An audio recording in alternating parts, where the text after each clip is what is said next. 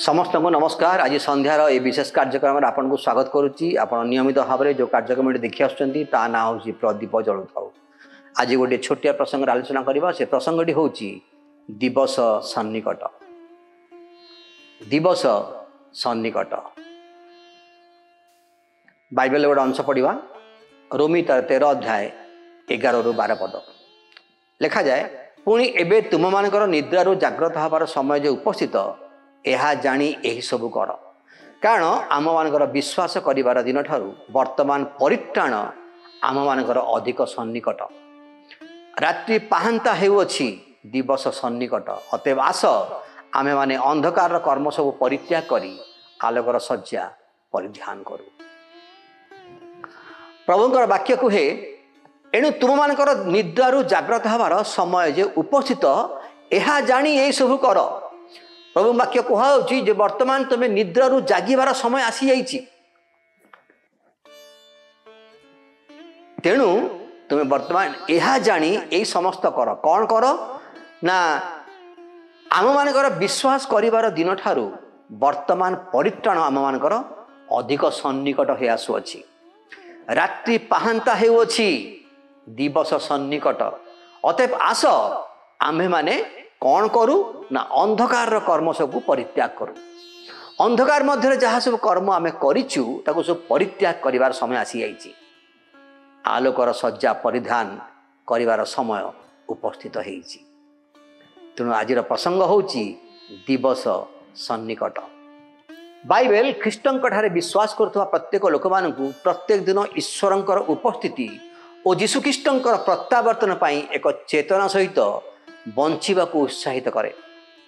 ईश्वरंकर राज्यर सेवक भाव में आमे समस्त ईश्वरंकर राज्यर सेवक एवं ईश्वरंकर राज्यर सेवक भाव में आमे विश्वस्त हवा जरूरी अटे। मोर प्रिय भाई भनी माने, कारण आमे जे जगत रे बंचिचु अछु, ए जगत रे सब प्रकार विषय अछि, अंधकार विषय परिपूर्ण एठारे। तेणु विश्वासी भाव में जीशु ख्रीष्टंकर प्रत्यावर्तन पाई एक सचेतनता सहित बंचिबा को आमको हब एवं परस्पर को उत्साहित करने को हब। तेणु रोमी 13 अध्याय 11-12 पदरे आ प्रेरित पाउल विश्वासी मानक से भविष्यतर आलोक बंचिबा को अनुरोध करती, जितेबाला ईश्वरंकर गौरवमय राज्य संपूर्ण रूपे प्रकाश पाइबा को आइछि। ईश्वरंकर गौरवमय राज्य संपूर्ण रूपे प्रकाश पाई सारी। समय जानिजे वर्तमान निदरू जाग्रत हबार समय उपस्थित हो आसी। एणु तुमे यह जान। तेणु कहुची यह जानी यही समस्त विषय कर। कौन कर ना समय जानी जे वर्तमान निदरू जाग्रत हबार समय आसी। कारण आम मानकर विश्वास करिवार दिन ठारू वर्तमान परित्राण आम मानकर अधिक सन्निकट अटे। पाउल विश्वासी मानकु कहिसंती जे सोइबार समय समाप्त हो जाइछि, आमर निद्रार समय समाप्त हो जाइछि। वर्तमान सुजोग एवं निष्पत्तिर मुहूर्त अटे। मोर प्रिय भाई भाई माने, तेणु 2 कोरिन्थियो 6 अध्याय 2 लिखा जाए, कारण से कहती आम्भे अनुग्रहर समय रे तुम्भर प्रार्थना श्रवण कलु, आउ परित्राण दिन रे आम्भे तुमर साहाय्य कलु। देख एबे महा अनुग्रहर समय, देख एबे परित्राण दिन। थेसलोनिकी मानकु एक समान उपदेश रे पाउल दे कहती, प्रथम थेसलोनिक 5 अध्याय 5 ରୁ 8 पद से कौन कहते, कारण तुम्भे माने समस्ते आलोक और दिवसर संतान अट। कौन कहते जे तुम्भे माने समस्ते आलोक एवं दिवसर संतान अट। आमे माने रात्रि की अंधकार संतान न हो अतएव आस आमे माने अन्य मानक परि निद्रित न हो मात्र जाग्रत होई सचेतन रही थाओ। तेणु जो माने निद्रा जानती से माने रात्रि निद्रा जानती आउ जो माने माताल हुअंती से माने रात्रि रे माताल हुअंती। किंतु आस आमे माने दिवसर संतान हबारु विश्वास और प्रेम रूप उत्साह और प्रेम रूप उरस्त्राण वस्त्र परिधान करी और प्रेम रूप उरस्त्राण परिधान करी परित्राणर भरसा स्वरूप शिरोस्त्राण मस्तक दे सचेतन होई थाउ। जहाद्वारा पाउल आमको ये अर्थ को भल भाव बुझे दियंती।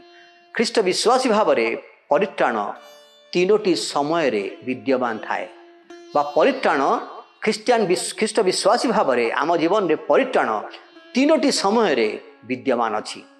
अतीत काल रे आमे उद्धार पाई पापर दंडर उद्धार पाइलु आमे विश्वास करने समय रे यह घटी थिला।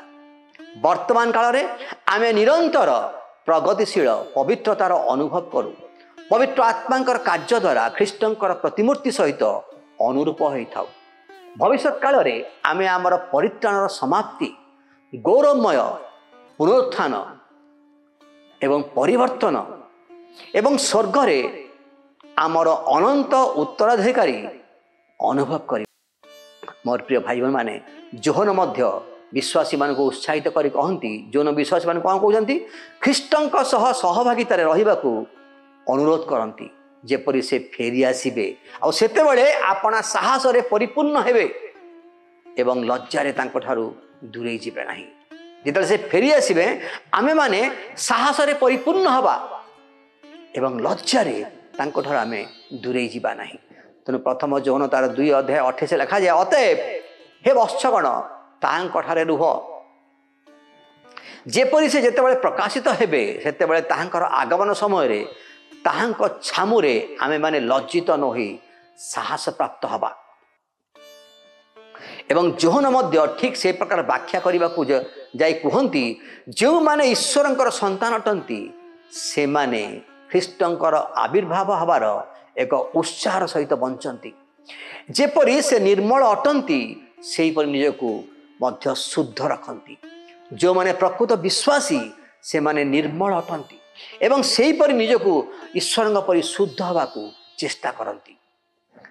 मोर प्रिय भाई भनी माने बाइबल रे निद्रा प्रायतः आध्यात्मिक अलुसार चित्र भाव में व्यवहृत हुए। जो माने आध्यात्मिक भाव में अलसुआ अटंती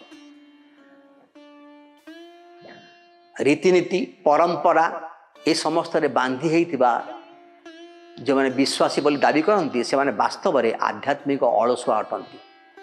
तेणु जिसाय तार 56 अध्याय 10 माथ्यू तार 24 अध्याय 43 ରୁ 44 पदरे एवं प्रेरित 28 अध्याय 25 ରୁ 27 पदरे यदि पढ़िबे स्पष्ट भाव लेखा जाए निद्रारू उठिबा ईश्वर एवं तांको चिंताधारा सहित चलिबा अटे।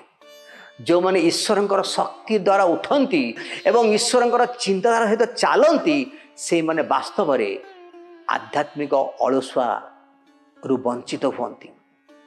से माने एक सक्रिय भाव में ईश्वर संतान भाव में कार्य करती। जिसाय तार 51 अध्याय 17 रे 61 रे एवं एफिसियो 5:14 रे यह स्पष्ट भाव लिखा जाए। करंथी रे पछुआ विश्वासी मानकू जो माने पछ धाड़ी थे जो माने पछुआ विश्वासी तांकू साधु पाउल कहती जहाँ प्रथम करंथी तार 15 अध्याय 34 लिखा जाए यथार्थ रूपे जाग्रत हुओ। से कौन कहते यथार्थ रूपे जाग्रत हुओ पाप नखर कारण काहारी काहारी ईश्वर विषय ज्ञान नाही मु तुम मान लज्जा देवा निमंते यह कहू ना। कौन कहते मु तुम मान को लज्जा देवाई यह कहूची या नुह मात्र तुम्हें कौन कर तुम्हें यथार्थ रूपे जाग्रत हुओ एवं पाप कर नाही कारण तुम मान ईश्वर संबंध में विशेष ज्ञान नाही। मोर प्रिय भाई भाई माने फेरिबा दिन विषय जीशु निज आगमन मान फेरिया विषय जीशु निजर अनुगामी मान को कही जाग्रत हुओ कारण तुम्भर प्रभु केउ दिन आसुअछंती ताहा तुम्भे माने जानी ना हो।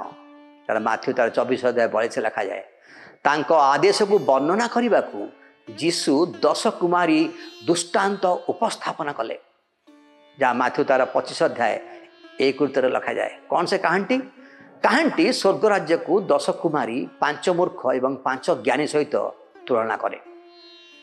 ଯେଉଁମାନେ ବରକୁ ଭେଟିବା ଏବଂ ବିବାହ ଉତ୍ସବ ପାଳନ କରିବାକୁ ପ୍ରସ୍ତୁତ ହେଉଛନ୍ତି, ଜ୍ଞାନୀ ଯୁବତୀମାନେ ନିଜ ଦୀପ ଜାଳିବା ପାଇଁ ପର୍ଯ୍ୟାପ୍ତ ତେଲ ଆଣିଥାନ୍ତି, କିନ୍ତୁ ମୂର୍ଖମାନେ ତାହା କରନ୍ତି ନାହିଁ।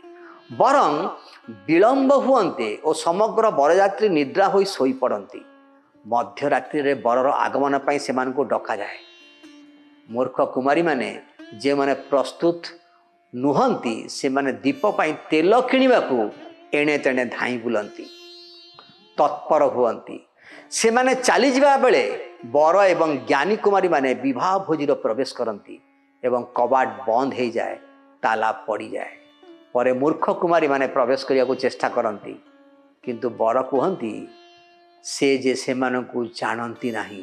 ଯୀଶୁ ନିଜ ଶିଷ୍ୟମାନଙ୍କୁ ସତର୍କ କିମ୍ବା ଜାଗ୍ରତ ହେବାକୁ ପରାମର୍ଶ ଦେଇ ଏହି ଦୃଷ୍ଟାନ୍ତକୁ ସମାପ୍ତ କଲେ ଯେ କାରଣ ସେମାନେ ଖ୍ରୀଷ୍ଟ କେବେ ଫେରିବେ ସେ ଦିନ କି ଘଣ୍ଟ ଜାଣନ୍ତି ନାହିଁ, ଯାହା 13 ପଦରେ ଲେଖାଯାଏ।